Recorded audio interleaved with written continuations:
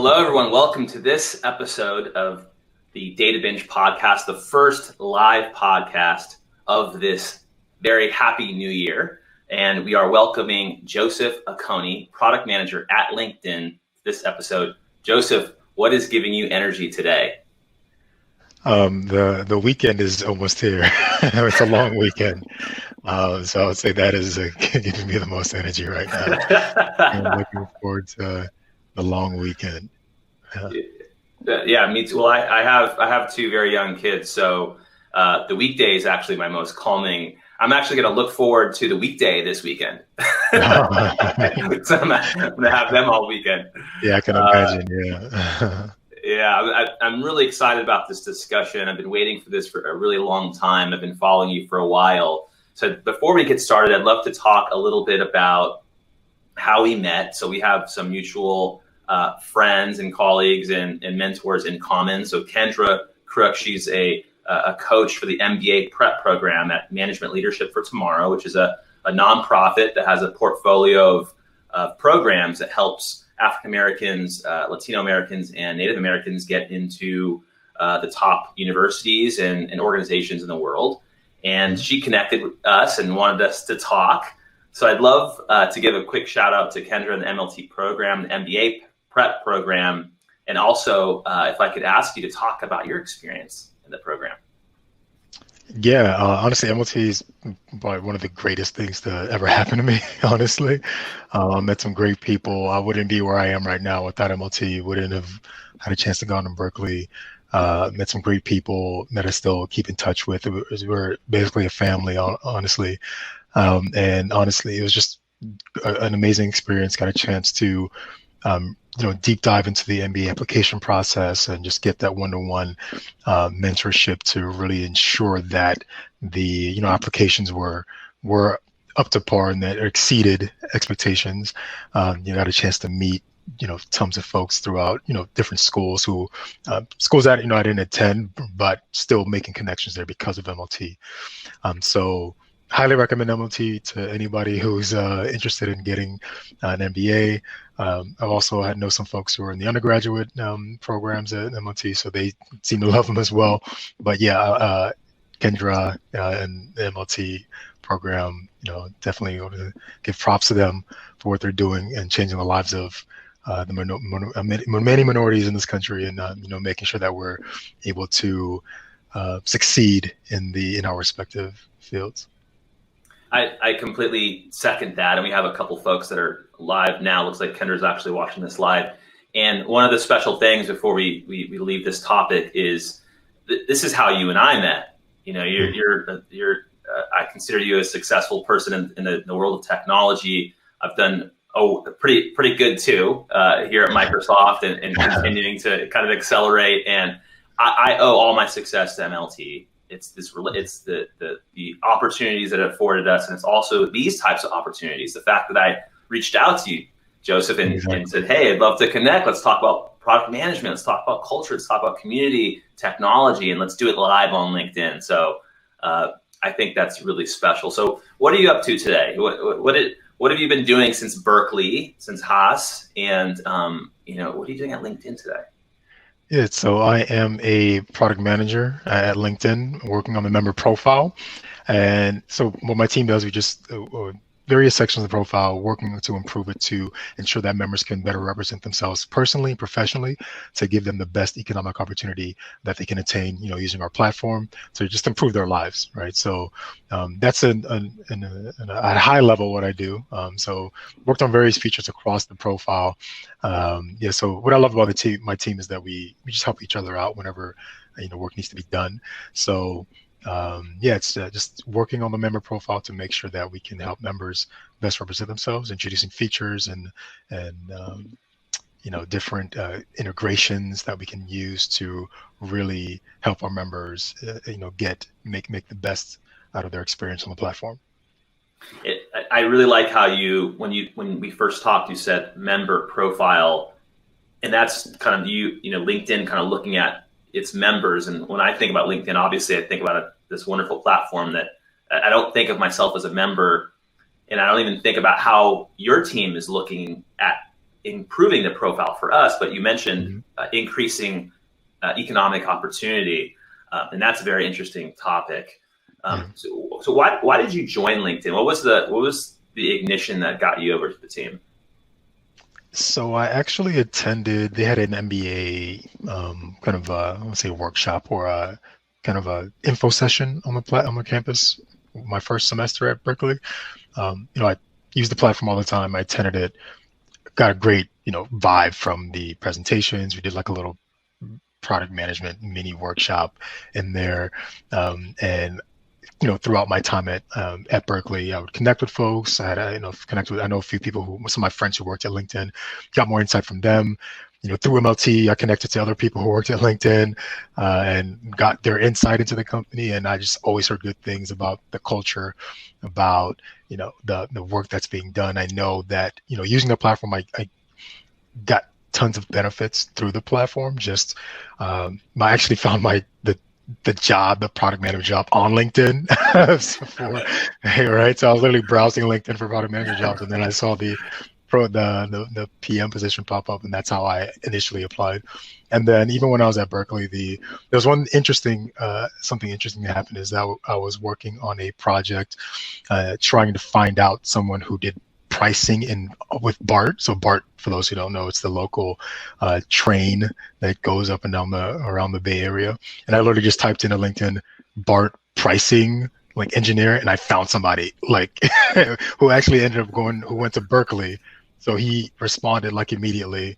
And so the platform just enables so much for people in their professional space and the culture as well. It's been great to work with great people who are, and not only do we do, amazing work, but we also, have fun together. And it's those are probably the reasons I joined the company. So just a couple of comments.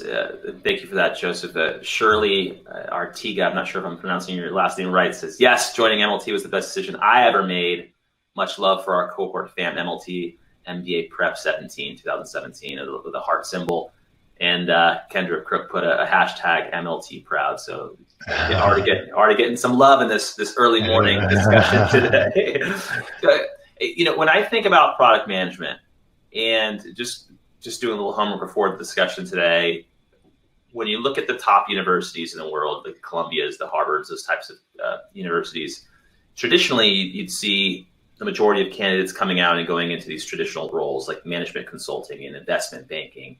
But just, I believe last year, 7% of the graduating body from these universities went into product management. And then when you look at the trends for the most winningest or the largest growth across these different career trajectories out of these universities, product management has grown twofold against the more traditional management consulting and investment banking. What do you think is pulling folks to this career trajectory? So I think for me, at least, I think it's just the role enables you to just to have have a say or have exposure to so many things within the product development process. So, tech is, I wouldn't say the new thing, but a lot of people want to get into tech in general, right? So it's within tech, how can you, work on the coolest features? How can you have the most impact? And I feel like within that PM role, you get to have that impact where you're coming up with features that people are actually using, right? So that in itself is, fulfilling where, hey, I'm creating things and then features and products that help improve someone's life. So I think that one, just it being the tech space, and then two, you as a PM, you're able to create and develop and work with engineers, designers, marketing, data science to really have a holistic picture of how what you're developing affects the ecosystem. So I think all of that just really makes it an enticing role for people to want to join. And I think there are very few PMs that you meet, I feel like, that would say I hate my job, right? Because I come from an engineering background, and I've always been like a tinkerer and creating things and building things. I remember when I was like a child, we had a lamp that wasn't functioning, and I literally like took it apart and I put it back together and fixed it, right? So I think if you're in that mind space where you like to build things and just improve, how people interact with technology, the PM role is ideal. So I think that's what's causing people to, kind of join that space as opposed to going on the finance space and what would be deemed more traditional. So it's like this multivariate use of all these different types of like thinking processes. Exactly. Got it. I've never heard it framed that way. And the impact you can have. I mean, it is pretty cool to say, hey, that feature you're using, I worked with, folks on my team and we all put it together. So that's also like a cool thing to say, right? So, yeah. Yeah, well, we got to get into this, and I was waiting to drop it after we got warmed up a little bit on the discussion. So, coming to LinkedIn, you've been in LinkedIn for a little while, but one of the first products that you worked at LinkedIn made it into the Wall Street Journal. Love for you to talk about this product because I used it before this call today just to make sure I could pronounce your last name correctly. And it works really well. So please let's talk about this. So that was a very surprising article when they were like, oh, you want to put it in the Wall Street Journal. I was like, I thought it was going to be in the bottom of the back of the website somewhere where you had to dig for it. And I saw it on the homepage of the tech page specifically, and then I was like, oh my God, this is amazing. But yeah, in general, the feature is something that we've been thinking about for some time. And so it'd been on the backlog of features to develop. I joined the team and I remember going to my manager and saying, hey, I really want to work on something that's, impactful, that's going to, be important for the company to, kind of viewed it as I wanted a way to show that, hey, I can do this job, right? And also to prove to myself I can do it and to prove to the team and the company that I can do it. And, in the couple months I was there, I built up enough trust with him he said, yeah, here, take this and go with it and run with it. And I had a team there to support the development of it. It was a lot of up and down, throughout the development of the product. I know it seems, use it, you record your name, you save it. There's a lot more that goes on in the background and what we had to do to actually enable that experience. So overall, yeah, it was a great experience, learned a ton quickly. So, I kind of put myself in a situation where I would have to learn quickly, and I was able to, with the support of my team, of, all the experts we have at LinkedIn, from the engineer, security, design, etc. A lot of that had to go into it to release it. And it was overall a great opportunity. And I'm glad that everyone has enjoyed the feature, and the best thing about that is probably how much it's really enabled people to bring their full selves to the platform, and that's something that we're really working on, is really making sure that your professional life isn't just what you do at work, your personal, your culture, all that affects how you bring yourself to work. So I've gotten responses and people saying, now I'm going to use my full name, right? Because now you have no excuse with respect to not being able to pronounce my name now, right? So that's something that's probably been the most fulfilling aspect of that feature specifically, is enabling people to embrace who they are, the cultures they come from, that your name is the first thing that people refer to you as. It's really it represents who you are, where you came from. I know my first name is Joseph. I have my middle name is Nigerian, but so it's knowing that and knowing the connection that people have to their names and being able to bring their full self to the platform has been pretty cool. I couldn't agree with that more. And I had one of my professors at the School of Business at UT Austin during my MBA program, Professor John Doggett.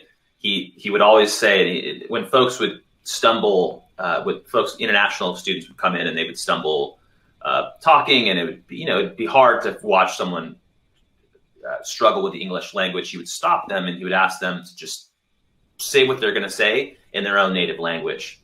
Mm-hmm. And it would just completely change the judgment and the way that we felt and the comfortability in the room, the warmth in the room. And another thing, like he said, he's like the most beautiful sound in the world to each person in any language is the sound of their name being pronunciated the right way. Yeah.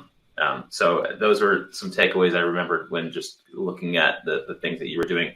So you mentioned you had a Nigerian background, and when we first talked, and now we're kind of peeling back the layers of the things you're interested in terms of the product features. And when you think about product management for inclusive product management, you think about products and how other cultures are developing products and adopting products. How do those things interweave with each other? So when I think about the product management and creating for inclusive products, it's having that background, having a Nigerian background really enabled me to my parents I'm first generation US born, and my parents and basically all my other family is born in Nigeria, and having the two cultures kind of clash at times, kind of how let me see at a young age how disconnected different cultures could be. So when you think about product development, it's really my job to really ensure that we're able to create one tool that can essentially connect various cultures and ensure that they're able to use that tool just as well as if it were developed by people in that country, for people in that country or within that culture. Even within a country, there are different cultures within a country. So that's how my background has really helped me in that sense. And when you think about just developing for different cultures, it's important to make sure that we're able to bridge that disconnect, because there've been a lot of gaffes in product management and tool and then product development that we've seen, whether it's like, Snapchat had like a Bob Marley filter where it would darken your skin and just not the best idea there. And even recently they have a Juneteenth chain breaking, like you smile and it breaks, a chain breaks, which is again not the most culturally sensitive feature you could think of, and also you have facial recognition with respect to skin color and all that. So it's really important to make sure that we're able, when you're thinking about development, that you're able to really deep dive into the cultures you expect to interact with your product and ensure that they're able to interact with it in a way that feels natural to them, whether it's simply not just the language, the translation, but the actual how you present the data, how they consume that data, the tools they're using. Are they on desktop, mobile? What's more important to them? Are they more on the go? It's really understanding the context behind how they're using the tool and not just translating language. So what do you think? And Kendra Crook, she gave us a couple of comments here. So she said many MLT fellows say product management will establish protocols to ensure that applicable products have a focus on underrepresented communities, taking into account costs and accessibility. So some comments around why folks are focused on product management. And then name pronunciation for Kendra is one of her biggest worries as a coach. I think it's a worry for everyone, especially you would think that the person that is getting their name completely chopped to pieces is feeling bad, but the person that's doing it, I mean, that's one of the most disgraceful things I think that you can do is just completely ruin the pronunciation of someone's name. So thanks for those comments, Kendra. So, when you're I'm just imagining this chain breaking and you're painting these visuals of some of these features and these products, Joseph, that just weren't executed well, or maybe weren't thought deeply enough. How do you do that? How does a business or an organization or these teams build empathy and understand a deeper narrative and start to really figure out what these stories are? Like, is there a process? Is there a teaming, a way of sharing information? Like, how is that even accomplished? I think the easiest or more straightforward way is just to make sure the team developing that feature is diverse. Make sure you have diverse folks, in different decision-making capacities on your team, which really just makes it more straightforward. Where if we have people from different parts of the country, different parts of the world who have varied backgrounds, who are great at their job, then you automatically get that diverse perspective. So you don't have this groupthink that occurs when people who came up in that same, community, same background, are thinking the same way. So I think that's the first step, and it's I've seen it firsthand. Like even I've had the pleasure of working on some products here at LinkedIn with diverse teams, and I've seen where I there's some areas where I'm not an expert in, and it's clear that I'm not an expert in it. But we have people on the team who can step up and say, "Yeah, I'm part of this community. This is not the best way to go, Yeah. or these are some things you need to think of when interacting and creating features for people in a certain demographic." So, and just having that, and also having people who recognize they don't know everything, right, is another way to ensure that gaps like that don't happen. And so just making sure the team is diverse, and if you don't have a diverse team, ensuring you're contacting people to get that diverse perspective, that you're doing the research, doing the groundwork, and not. I know in the product space we always want to build fast. It's like we need to get something out quickly, whereas when you're developing for diverse cultures, sometimes you may want to slow down so that you don't make these mistakes and actually ensure you're getting the right input to develop that experience for the people that will be using it. I really like that you're mentioning like the pace of innovation and how like that pace can change kind of the thoughtfulness of some of the things that are coming out of these organizations. I really like how you mentioned trying to find like diversity, and diversity is a big word. It's like it's used quite often, but it's hard to really understand what folks mean by it. But you're saying there's different communities that you can reach out to figure out if what you're building or what you're innovating, thinking about is the right thing to do. And I think that could be hard for some communities, some organizations, maybe not so hard for others. One of the things that this made me think about, and I was just looking for some trends to cross-reference on our discussion, and I came up with this nice article, and I put it into the event space for folks to check out if they'd like. But it's the top trends for product management for 2021. And I thought this was going to be a really boring read. And, technology oriented, maybe it's going to talk about, Python and all these emerging codes or technologies. But it was interesting because it obviously kept the pandemic in mind, and it talked about kind of 5 areas. And I'd love to read these off quickly, maybe ask you what you think about some of these. One, distributed product teams will be the new normal. So hybrid work model. I think our first call, you were out of the state. Now you're back in the state. You're probably working in both areas. People are able to do more work, obviously, at home, or now go into an office if that's kind of what their local jurisdiction will let them do. But that lets you hire better talent, because now you can really get access these talent pools that you weren't able to access just from your local area. Product leaders will become more effective just because now we're faced with so many emotional and compassion-rooted types of challenges on a day-to-day that we're kind of building this ability to solve more emotionally condition-based problems.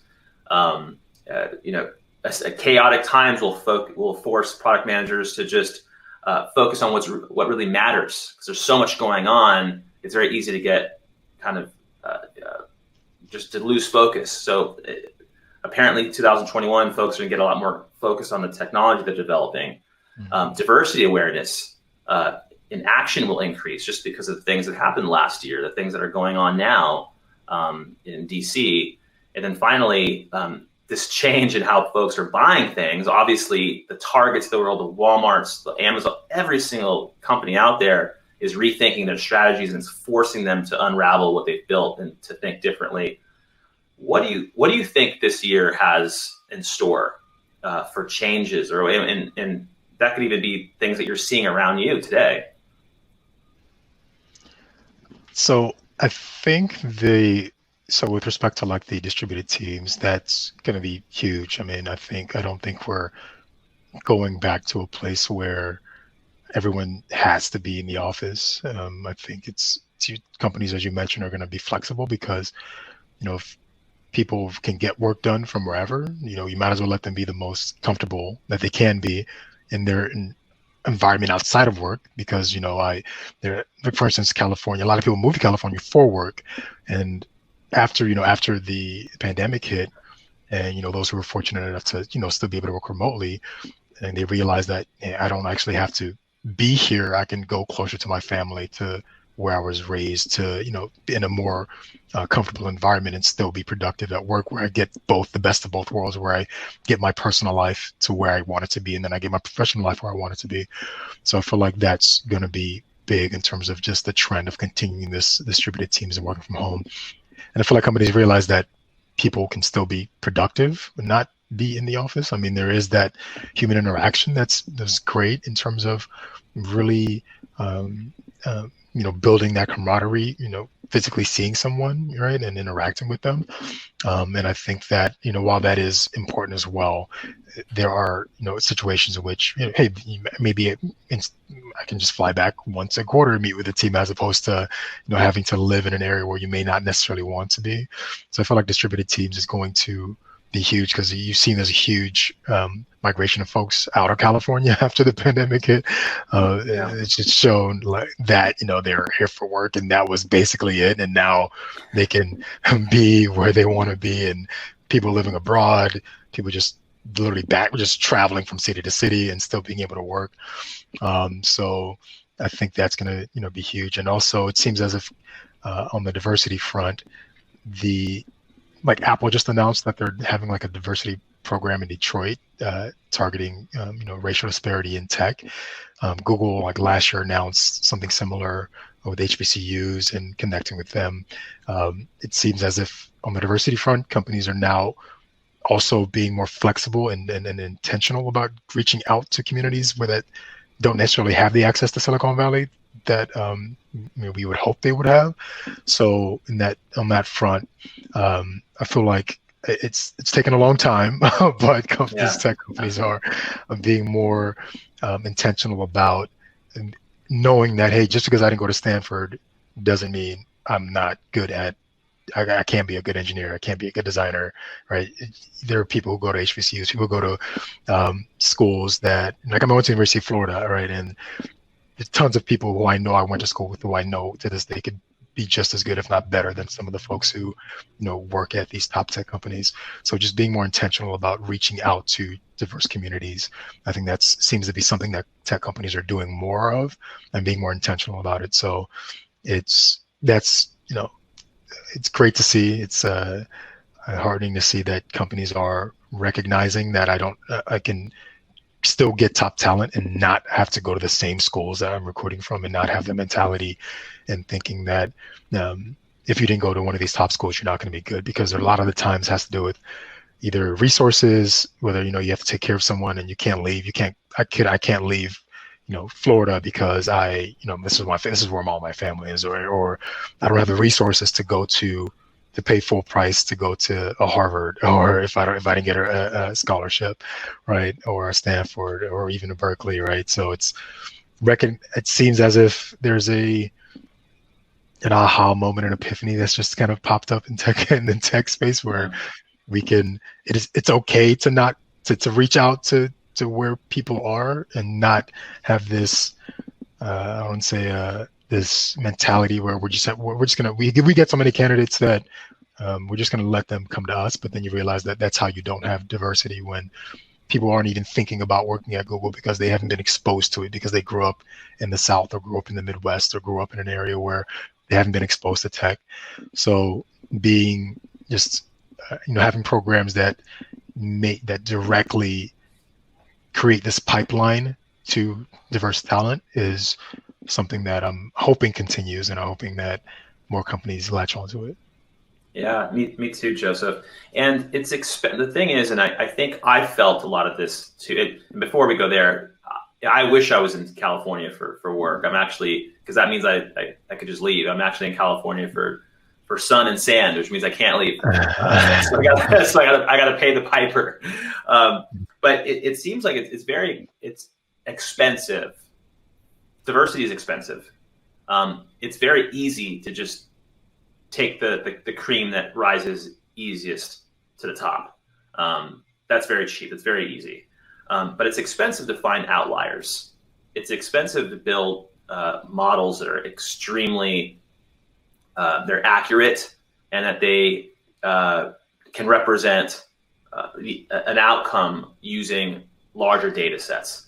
So I interviewed the head of operations at Correlation One, and it's an organization that essentially finds the best data talent in the world for hedge funds and for large organizations that need really smart people.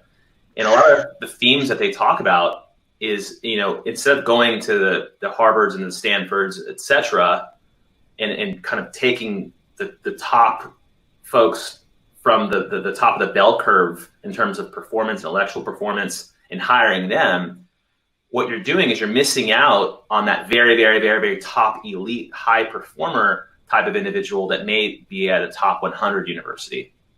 And if you're able to kind of find all those different locations of people of talent and grab all that top talent, those different locations, not only is it diverse, but you're getting top talent. You're getting better talent than just kind of taking that easy cream from those top 10 universities. And I feel a lot more of that happening in the technology space. I'm not sure what it looks like in the rest of the business space. But you've just looking at your experience profile at Georgia Tech, Haas, Lyft, Ford Motor Company, Nvidia, Intel, all these different organizations. Can you just walk us through maybe a couple things that you learned from each, or some takeaways if you could think back around, what you were experiencing throughout those different career times in your life?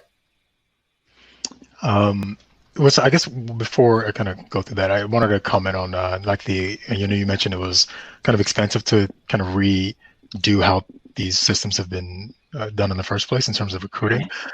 So when I think of they've put a lot of time into creating the way the system is now, into making and have it be so myopic in terms of who they go to and where they're recruiting and what they deem as qualified talent. So it was done incorrectly, right, in the first place. So I think, yes, it's going to be it's expensive to re-engineer it, but it was when it was done incorrectly in the first place. We should view it as okay, clean break. Let's do it the right way, right? Yes. So I just wanted to comment on that. But in terms of just my experience, and the question was essentially how it's shaped me and how I've come about the opportunities. I've been fortunate enough to have support and be exposed to a lot of these different opportunities. Going to UF, I learned about I was part of NSBE, National Society of Black Engineers, and in that program they spoke a lot about getting a graduate degree and the opportunities available to not only get one, but then to get it supported and paid for by a corporation. So found out about the GEM consortium through that. Was able to go to Georgia Tech. Then Intel was a company that actually recruited at UF. Was exposed to the business side of tech in that through a recruiter that actually came to UF, and that enabled me to kind of actually have a connection to the West Coast. That was my first time really thinking about California ever. So I was fortunate enough to have that one experience, and moved out to the Bay, and through here had a lot of opportunities to bounce around different tech companies, where I was at Intel for a while, and then one of my friends who was also an MLT alum, his name's Sydney, he told me about, I was thinking about my next career move and I wanted to pivot into, different, something different than what I was doing. And then I was exposed to product management. I had tons of conversations with him saying, hey, how do I what's the best route for me to get here? He told me about, MLT and the MBA process, uh, and was exposed to MLT in that sense just from a friend, and went that route. Went to Berkeley, got it, and even through Berkeley, one of the reasons I even had the opportunity at Lyft was through a classmate. So a classmate knew, had a connection with the recruiter. I connected with him, and he connected me with the recruiter. Was able to, get that opportunity to, work at Lyft, and then just, being able to work at Ford. That was an amazing experience. Berkeley had an opportunity to do some consulting with, international businesses, and for me, international, product development is big for me. It's something that I'm really passionate about. So definitely wanted to jump on that opportunity and, have the chance to, go to China and live there and interact with the people. Literally, it was more transportation space. So me and my teammates went, and we were Chinese citizens for the entire time, really taking in the mobility experience, how people get around on bikes, on scooters, public transportation, taking cabs, and just really using that to hone our our final decision that we presented. So I've been fortunate enough to have that. There's always been someone who's had been a connection to to a future step that was available to me that I could take to to improve my experience, improve myself professionally and personally. So yeah, that's kind of been my journey. I know it's kind of long, but that's been my journey so far. Well, it's important because, when you talk about this essence of taking in the experience, when you talk about your China experience, and I know the crux of this conversation was about, how do you position and how do you help understand how these different international communities and cultures, what is their relationship with technology? So some of the things I'm hearing from you is you believe in building narrative and understanding the story and kind of living in that lived experience of the user. In the context of that, and I think Satya Nadella mentioned several years ago, every business will become a software business. Mark Andreessen had an article, 2011, Why Software is Eating the World. So current state, you have all these organizations who are either trying to get into the product space, or they're already in it. Obviously, the tech companies are already in it. But if these organizations are trying to get into the product space, and there's all these different international communities, Joseph, what are you seeing that's working?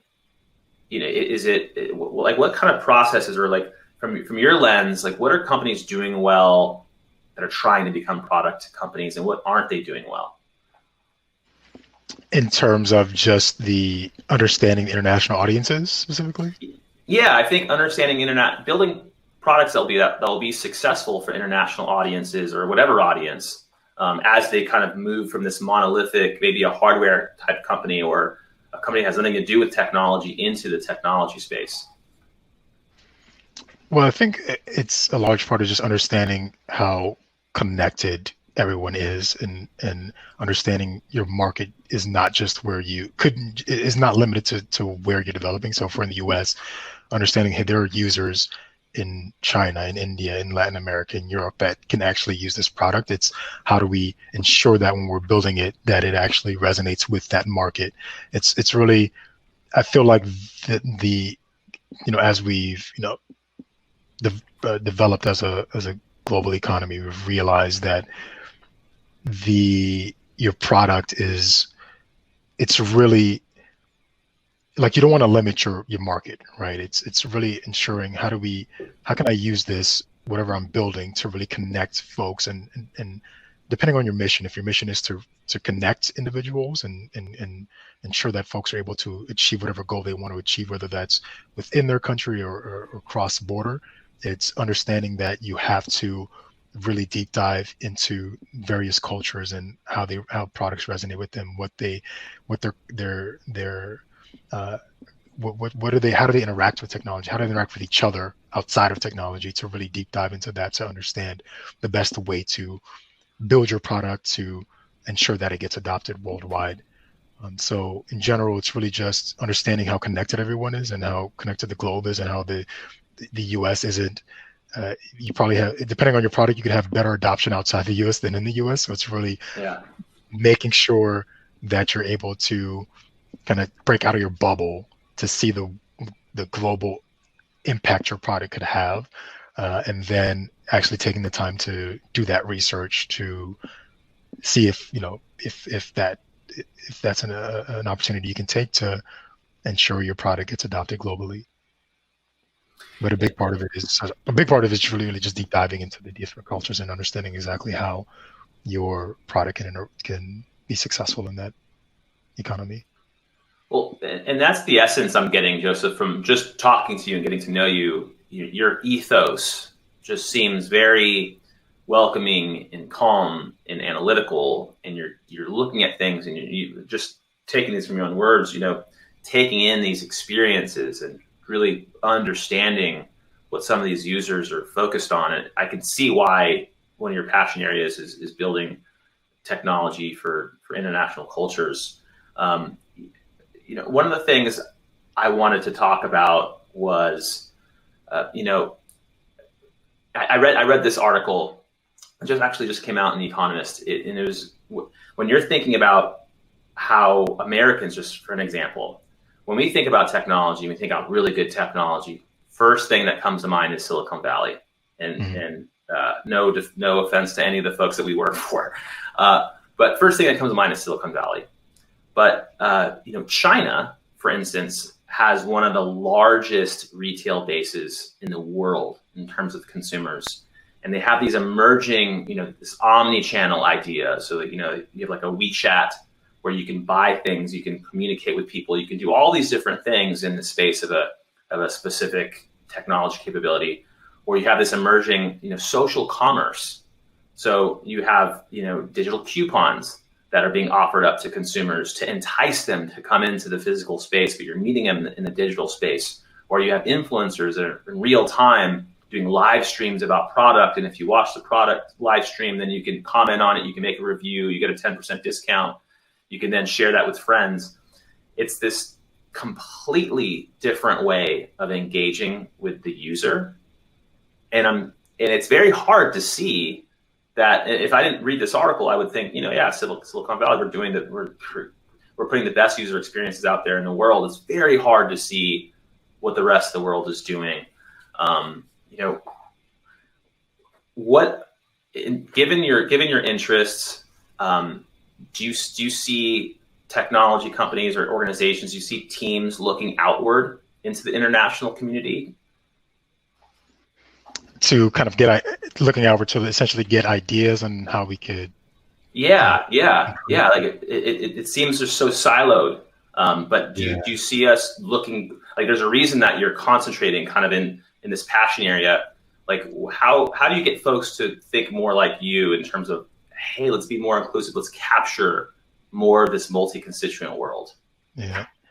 That's something I've kind of caught on as well, and being in China and seeing the technology there, and had a chance to go to different technology development companies and seeing they seem so far ahead of us in terms of how they're adopting technology, whether it's especially in that payment space, in that finance space where you can use your phone for everything, and it's just everybody uses it. It's just so convenient. I remember traveling to the UK. So me and my friends would go to the Olympics. So since we've gotten jobs and can actually spend money, we've traveled to the Olympics all the time. We went to London for the Olympics in 2012, and I remember seeing the chip cards. And this was like 2012. And I'm sure they've already had it for a while before then. And then I go to the US and we're still swiping, and I just saw, and I learned, research, and I saw, why are we so behind in terms of how we adopt technology in the US? And going to China, I noticed that as well. Like every time I travel and I go to a different place, and especially areas where they do tend to adopt technology quickly, it seems as if the US is actually behind in a lot of senses. And I think that just comes from a cultural space. It's like, they're more open to these newer ways of interacting with folks, and in the US it's easy maybe, but they also have the benefit of like having a more coordinated effort in terms of how things get adopted, who's making decisions, and companies working together. Where in the U.S., it seems as if there's a lot of silos within the country with respect to making sure that everyone is on the same page. That doesn't really happen in the U.S. with 50 states and different governments and different technology infrastructures. So I think in that sense, it makes it more difficult. But yes, I have noticed that, as you mentioned, other countries seem to be ahead of us in terms of the adoption and space of certain technologies, especially in like the finance space and finance and fintech. I think that's just. I'm hoping it's been something that's encouraged, tech companies now to really see how we can push forward and ensure that we're developing and adopting technology just as well as and just as quickly as these other cultures that we've spoken about. I think it's something that companies have done. Working for other companies, just seeing this strategy of, we'll develop our product and we'll just push it to different cultures and deal with it and just tweak it as we go by, as opposed to really having a strategy for going into these companies and saying, okay, these cultures, and saying, okay, how do we actually, if we were to build this from the ground up, how would this look? And I feel like nowadays companies are being more cognizant of reaching out, understanding how other cultures are using and adopting technology to then incorporate that into their product development, to then make the product they're developing more global, and at the same time, hopefully increase getting ideas on how other cultures are adopting things and incorporating those ideas in the US or wherever that product is being developed. Yeah, that's really well spoken. And just this quick kind of funny.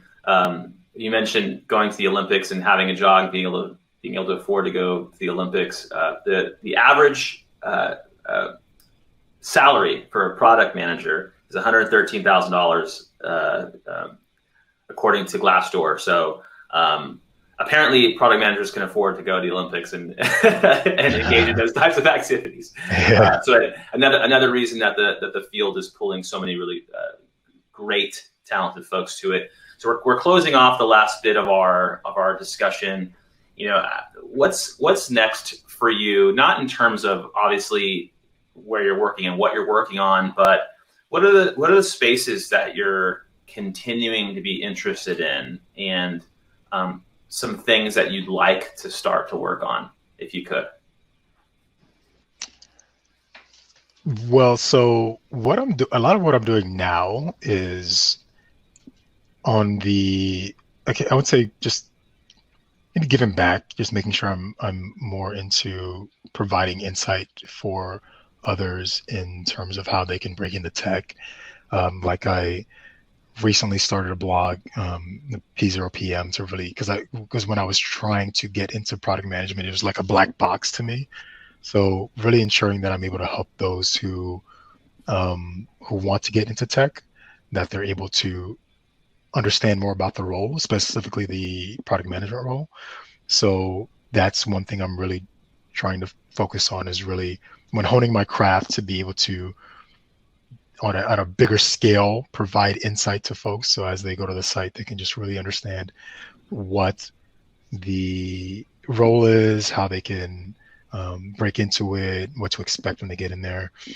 And outside of just like the giving back with that, it's just mainly just trying to learn more about just the global economy, different like macroeconomics is actually one of my favorite classes in business school, randomly, because it enabled me to really understand how we interact with other cultures with respect to finance, with respect to economics, the value of the dollar, and how all that changes, and how the transport of goods, how that affects different cultures and the economies, and the value of every culture's dollar or every culture's currency. Just reading. I try to read as much as I can about different areas outside of tech, and seeing how I can incorporate that into my role in tech. Reading books on just from social justice to economics, I finished reading a book called Boomerang by Michael Lewis. Talks about the financial crisis but from the perspective of different countries. So it's a fascinating book, just seeing how, I know we know about the US and the housing crisis, but just seeing how other countries played into this crisis as well was pretty fascinating. So yeah, the two things I'm doing are really just to ensuring I'm giving back through my, P0PM website and just absorbing as much as I can about topics outside of tech and topics, outside of tech, but then also global topics and how these various topics have been or affected by different cultures or the context of these topics like finance within different cultures to just improve myself as a human being and then utilizing that in the insight I'm getting in my role as a PM in tech. You described what, his name escapes me, the chief storyteller officer at Microsoft. He's got a team of 45 people or so. They develop stories and visuals and these types of things to help communicate, our mission and our values and philosophies at Microsoft. And one of the things he said that he did, if you want to become a better storyteller, and this is in the vein that you're talking through, just read a lot and read everything. You try to put your eyes on different types of educational models and different perspectives and experiences, whether it be, fiction or nonfiction or The Economist or Wall Street Journal, just read everything and take a little bit in because it helps you understand a vastly more broad idea of what the world is all about. So I appreciate you kind of sharing that with us. And I will definitely put the link to your website, not only in the show notes of this podcast, once it goes out to Apple Podcasts, Spotify, etc., but also put it into the event space and share, because I think that's an important artifact. How can folks get a hold of you if they'd like to learn more about you and follow you, etc.? Just my LinkedIn. You can find me just Joseph Akoni. I'm the only one, I'm pretty sure. But yeah, you can connect with me on LinkedIn. And, all right. And so last question is, I ask this question of all my guests. If you had 7 days to accomplish anything, you had unlimited resources, but you only 7 days to actually deploy and execute against it, what would you approach? What would you focus on? What would you try to do? 7, and it could be anything. Anything. I'd learn how to play the piano. That sounds random, but I've always wanted to learn how to play the piano, like play an instrument. I played the recorder in elementary school, and that was it. I love music, so I figured that's something I would like in retirement. I'm going, or even I can probably pick it up now if I want to. But if I had like a significant amount of time, or 7 days, or even any amount of time to just devote to one thing, I would play the piano or pick it up, try to at least.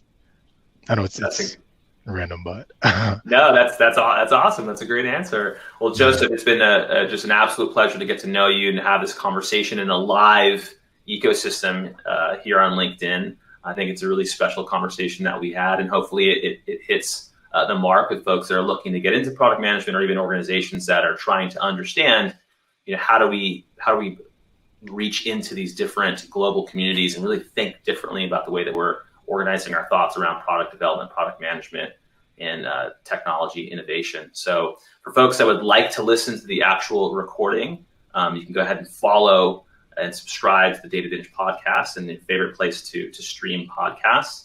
And with that, Joseph, thanks for joining, and folks, thanks for watching. All right, thank you.